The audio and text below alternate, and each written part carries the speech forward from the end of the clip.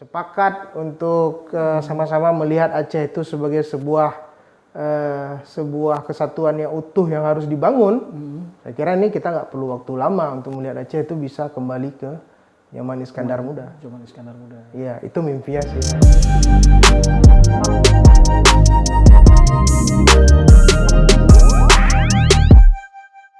Oke Bang Arif, kita langsung balik lagi nih. Ya. Bang Arif selaku owner dari sebuah perusahaan tambang yang tadinya katanya bergerak di bidang pengembangan mineral industri. Pastinya perusahaan ini punya lokasi tambang dong. Betul. Di lokasi tambangnya di mana Bang? Salah satu tambang kita ada di Jawa Barat, Bang. Di Bandung Barat. Bandung Barat. Ini mineral industri juga ya? Iya, namanya itu limestone, Bang. Limestone itu kalau kita sering dengar istilahnya itu batu gamping atau batu kapur. Batu kapur. Bahan baku buat apa itu Bang? Nah, kalau biasa kita dengar limestone itu kan untuk semen nih. Nah, di kita itu digunakan untuk bahan baku untuk pembuatan lime namanya. Lime. Jadi calcium oxide. Untuk produk akhirnya? Produk akhirnya itu calcium oxide. Nah, karena bisnis kita itu kan bisnis B2B, jadi bisnis to bisnis. Jadi kita menjualnya dari bahan baku, kita olah menjadi bahan setengah jadi. Bahan setengah jadi. Ya, kemudian bahan setengah jadi itu dijual lagi ke produsen bahan akhir gitu. Bahan akhir yang dihasilkan dari lime tadi itu apa? Dari lime itu. Lime itu banyak digunakan. Aplikasinya itu bisa untuk pengolahan steel. Pengolahan baja ya. Baja. Kemudian untuk buat bata ringan, Bang Hen. Oh, bata ringan. Bata ringan itu pakai lime. Pakai lime juga. Ya, kemudian untuk sehari-hari ini kita kebutuhan hidup sehari-hari ya. Misalnya untuk pasta gigi. Oh, itu pakai lime juga. Termasuk untuk misalnya aplikasi ke kedokteran. Kedokteran ya, juga ya. Kedokteran, medical ya. Medical juga. Ya, itu pakai lime juga.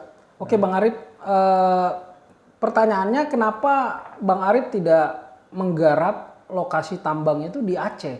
Selaku putra Aceh, selain itu Abang juga tahu kalau misalnya provinsi kita ini punya potensi sumber daya alam yang luar biasa.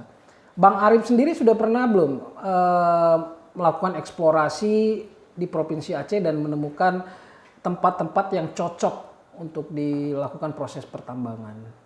Iya, saya kira sudah ya, kita sudah melakukan beberapa eksplorasi lah.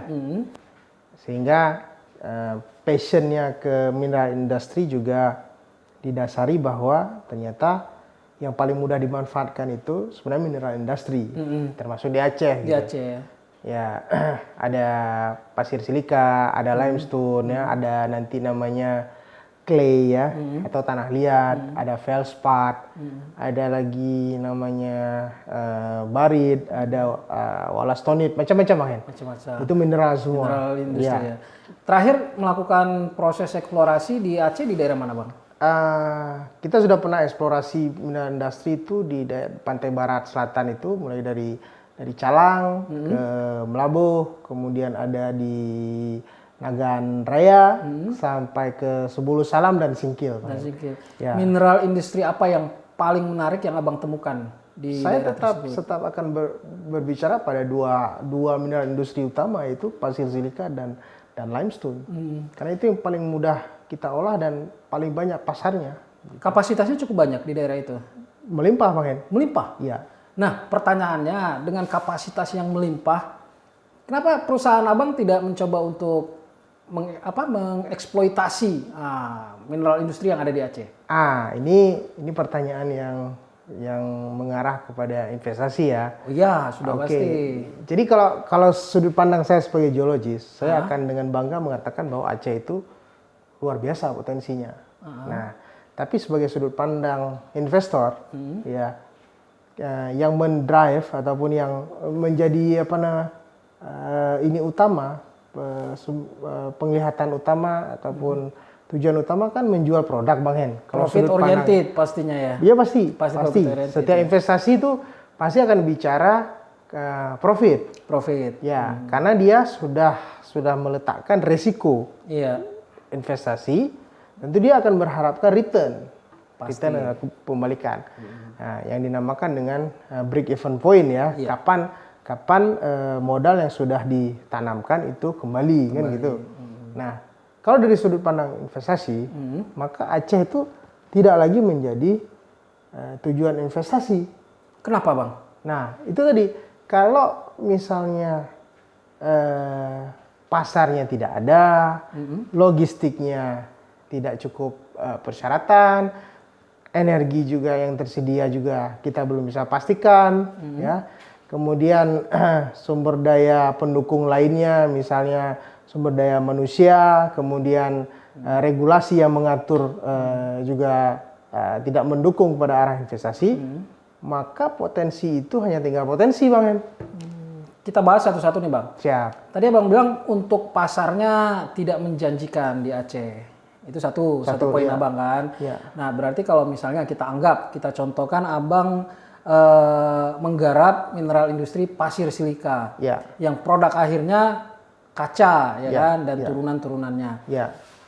Memang pasar kita di Aceh tidak cukup Bang. Tidak cukup besar untuk produksi kaca itu. Saya kira kalau hanya melihat Aceh saja, provinsi Aceh saja, itu tidak akan menjadi tujuan pasar. Dengan jumlah 5 juta penduduknya? Dengan jumlah 5 juta itu tidak akan, jadi gini, melihat sesuatu itu kan general, Pak Hen. General. Jadi 5 juta itu kan belum pasti menggunakan produk itu semua, Pak Hen. Jadi kita biasanya akan mengambil 10-15% saja dari misalnya dari pasar yang tersedia gitu.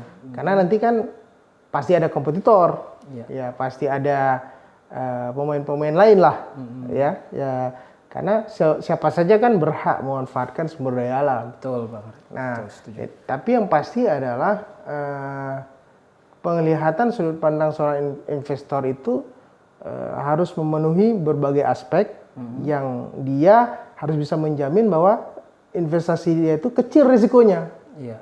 Nah, oke Bang Arif, kalau untuk pasar saya sudah nangkap memang bahwa potensi kita di sini mungkin cukup kecil ya, seperti yang Bang Arif sampaikan. Tapi tentu saja pasar ini kan bisa diperluas. Kita tidak bermain secara lokal provinsi Aceh, tapi juga kita ke provinsi tetangga atau bahkan ke luar negeri bahkan.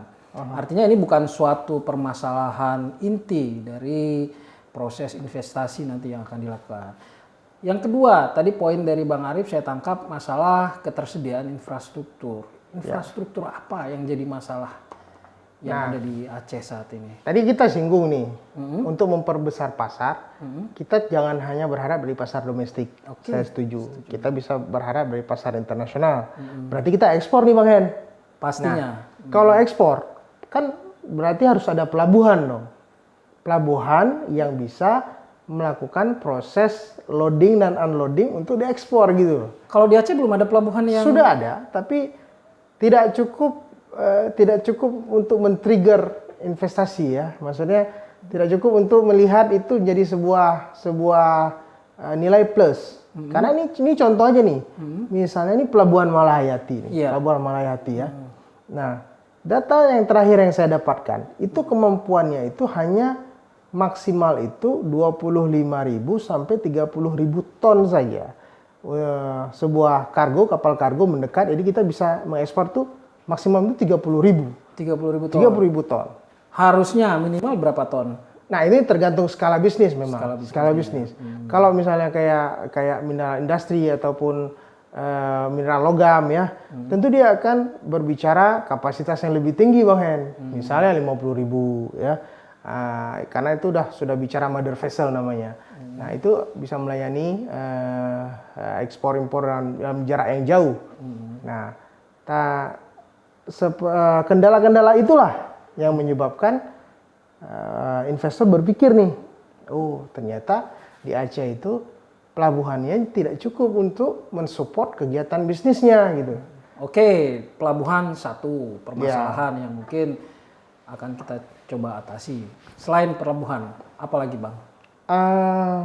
Energi pasti. Energi ini listrik? Listrik, ya. Listrik. Kembali lagi, terakhir saya mendengar nih listrik udah cukup nih untuk kebutuhan di Aceh dan untuk kebutuhan industri lainnya, gitu ya. Itu berita bagus bahwa yang tadinya investor berpikir bahwa di Aceh tidak tercukupi energi, nah sekarang sudah tercukupi. Maka ini juga jadi berita bagus. Maka kita akan melihat bahwa ternyata Aceh sudah berubah. Tapi listrik kita kan masih disuplai dari Medan juga, Bang. Saya nggak tahu detailnya, tapi kalau yang saya tahu bahwa berita terakhir itu sudah cukup untuk Aceh. Sudah cukup untuk Aceh, ya. Dan industri yang akan dibangun? Industri yang akan dibangun, tapi ini skalanya. Skala sebesar apa industrinya? Kalau misalnya kayak seperti yang saya bilang tadi, misalnya untuk membuat pabrik semen kita butuh 25-26 megawatt, itu menjadi pertanyaan. Apakah sanggup? PLN misalnya mensuplai energi sebesar itu? Sehingga orang tidak perlu memikirkan suplai energi untuk memulai investasi. Begitu, Bang Hen. Oke, pelabuhan sudah. Energi sudah. Kendala lainnya, Bang? Kendala lain pasti sumber daya manusia. Sumber daya manusia. Sumber manusia. Misalnya saya tidak mengatakan bahwa kita tidak cukup sumber daya manusia, tidak. Karena level industri itu kan berbagai tingkatan, ya. Ada misalnya kebutuhan tenaga ahli, misalnya, kemudian kebutuhan tenaga skill, kemudian ada kebutuhan yang operator biasa, ya.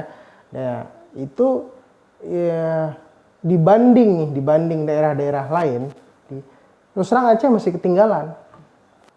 Ketinggalan dari pasokan sumber daya manusia yang berkompeten untuk industri tersebut, atau mungkin karena sumber daya manusianya menuntut gaji yang mahal padahal tidak disertakan dengan kemampuan yang seimbang, atau bagaimana, Bang? Bukan soal gaji sebenarnya.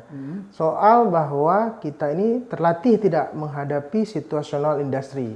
Oh. Ya, misalnya ini kan kalau kita berdirikan pabrik nih, ada kerja shift, ya, kerja shift, kemudian ada yang kerja harian, ya. Nah, di kita karena sedikitnya industri, jadi hal-hal semacam itu tidak menjadi kebiasaan,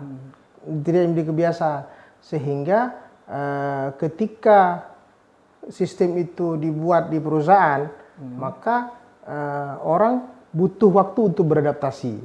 Meskipun itu bisa diatasi, Bang Hen. Makanya kendala human resource atau kendala sumber daya manusia itu tidak terlalu signifikan dibanding kendala pelabuhan sama energi tadi. Ya, karena orang bisa dilatih. Dan budaya industri itu bisa dikembangkan tentunya. Kan? Karena kemungkinan karena di sini tidak banyak pabrik, mungkin masyarakat juga tidak terlalu familiar dengan budaya industri. Oke, Bang Arif. Dari ketiga poin yang tadi Bang Arif sampaikan, pelabuhan, energi, sumber daya, ini tanggung jawab siapa? Untuk menyediakan dan memperbaiki ini tanggung jawab siapa, Bang Arif? Yang paling enak nyalahin ya tanggung jawab pemerintah. Tanggung jawab pemerintah daerah. Karena gini ya, itu semuanya itu kalau kita dari sisi masyarakat melihatnya, kita kan follower nih, Bang Hen. Iya. Ya. Kita nih hak kita nih hak pilih nih kita. Kita udah memilih pemimpin kita nih. Maka siapapun yang terpilih menjadi pemimpin, dia kan semestinya menyetir mobil lah misalnya kan, menyetir mobil atau menyetir provinsi ini ke arah yang seharusnya sesuai dengan visi yang dibangun gitu. Nah, artinya secara tidak langsung bisa kita arahkan ya, ternyata dana otonomi khusus yang triliunan, yang puluhan triliunan yang selama ini sudah digelontorkan di Aceh, ternyata tidak difokuskan, tidak diarahkan ke industri. Secara tidak langsung mungkin bisa disimpulkan seperti itu, Bang. Dan itu sangat disayangkan tentunya. Ironi memang ya, kita dengar jumlah sekian, tapi dampaknya tidak seperti yang dibayangkan. Tidak seperti yang kita bayangkan. saya juga nggak tahu nih kemana nih dana dimanfaatkan. Tapi yang jelas kita melihat aktualnya bahwa industri di Aceh itu tidak hidup. Ya. Jangankan industri yang skala besar ya, yang skala sedang saja, kita bisa hitung dengan jari dari seluruh kabupaten yang ada di Aceh. Nah, maka penopang yang paling besar itu justru UMKM. Iya. Ya, UMKM justru. Nah, tapi kan gini, UMKM itu dari satu sisi benar, dia cukup bagus, progresif dan segala macam. Tapi yang bisa memuat banyak orang ya, bisa memproduksi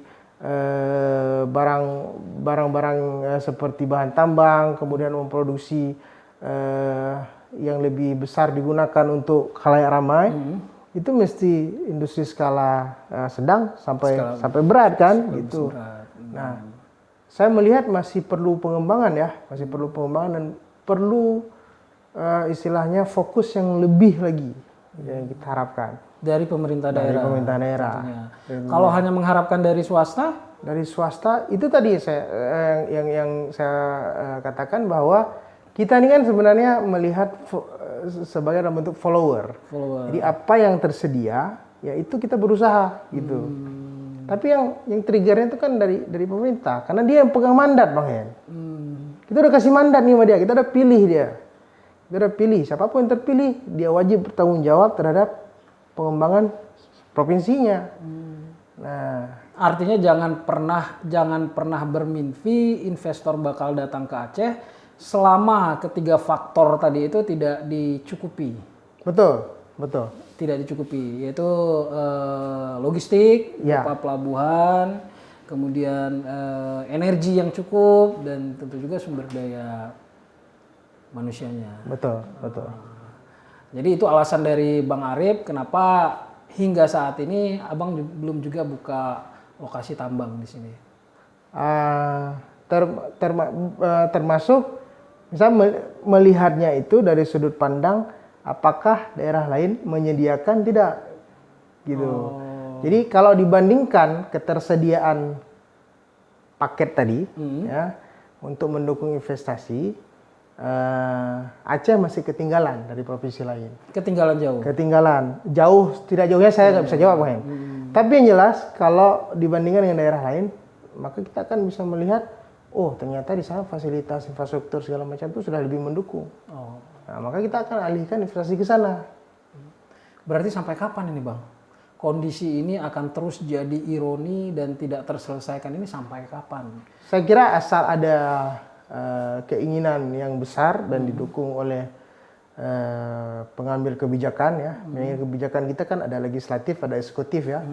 Kalau mereka dua-duanya itu bersepakat, duduk semeja, nggak gontok-gontokan ya, nggak cuma berbicara dengan APBA saja ya, kemudian sepakat untuk sama-sama melihat Aceh itu sebagai sebuah kesatuan yang utuh yang harus dibangun.